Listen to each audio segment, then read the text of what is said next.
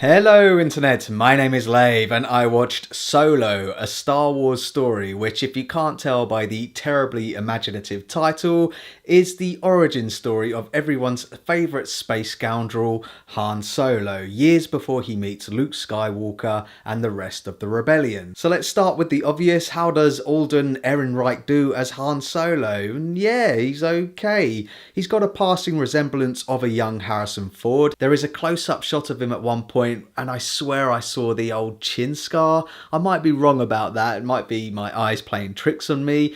But performance-wise, he's also good too. He's got the cockiness down and the overconfidence. And the script does give him the opportunity to bring something new to the character, which is optimism and a yearning to be free and a desire to become a pilot, which sets him off on this space adventure. Of course, along the way, he meets Chewbacca, who thankfully has his moment in the spotlight with some character development. It's so refreshing to see. And Donald Glover as Lando is so perfect. The second he was on the screen, I was like, yeah, that is totally a young Lando. It's uncanny. It's spot on. The other character synonymous with Han Solo, and it is a character, come fight me if you think it isn't, it's the Millennium Falcon. It too has its time to shine.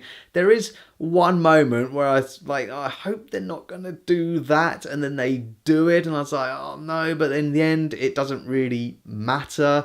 And I suppose it does explain why the Millennium Falcon's computer is a bit dodgy in the later films, but when it was happening I was like, oh no. But all of the action set pieces with it are executed and shot really well. The visual effects are very good. So far so good, and I did really enjoy the first act of this movie. It's got a couple of excellent and well executed action set pieces. It sets up good character motivation for Han to try and get back to this planet which he's been trying to escape from. Without going into spoilers, it does resolve that story arc, and it did put the brakes on the movie, and it started to get into a bit of a slump because it then favours another heist which involves them going after a lot of fuel, which made me wonder, are they trying to justify the whole fuel debacle from The Last Jedi? That's not to say that the second and third act doesn't have good moments as well, but the action set pieces certainly felt like they were getting a bit repetitive. And along the way we do meet a host of new characters all operating in this criminal world, which were a bit more of a mixed bag for me. You've got Paul Bettany, who's playing this crime lord. I swear to God, at one moment in the film, I thought he was trying to do a Christopher Walken impression, but the English version, that didn't really work for me. And there's also this other character, L3, Lando's new robot.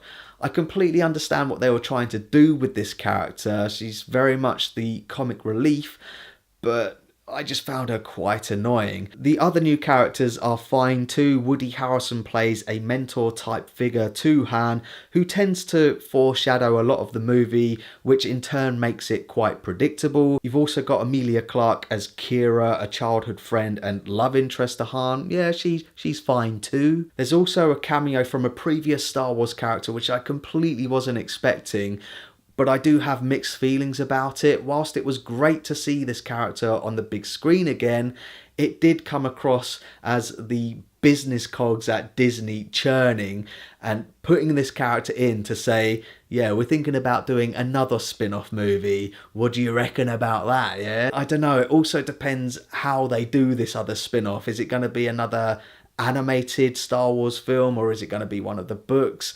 I don't know, I'm still unsure on that. However, I do think the producers made, a safe but good decision to hire Ron Howard as the director at the last minute, taking over from Phil Lord and Christopher Miller, who were way into production on this. Now I say that because when you look at their other films like 21 and 22 Jump Street and the Lego Movie, which are fine, they're really funny, there was the potential there for this to come across as a bit of a Guardians of the Galaxy knockoff.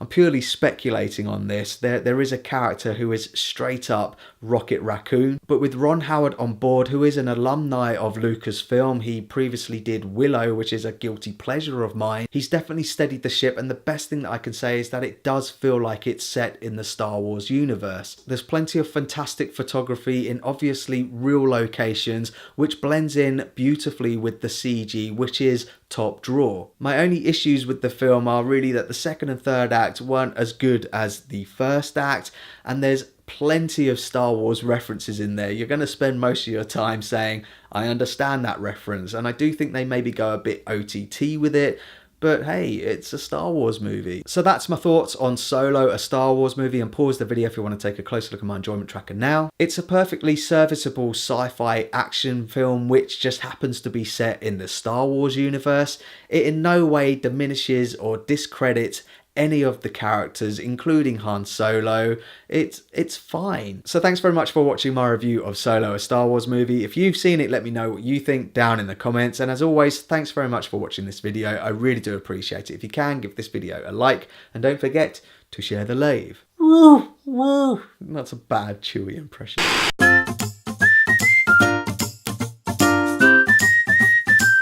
Subscribe.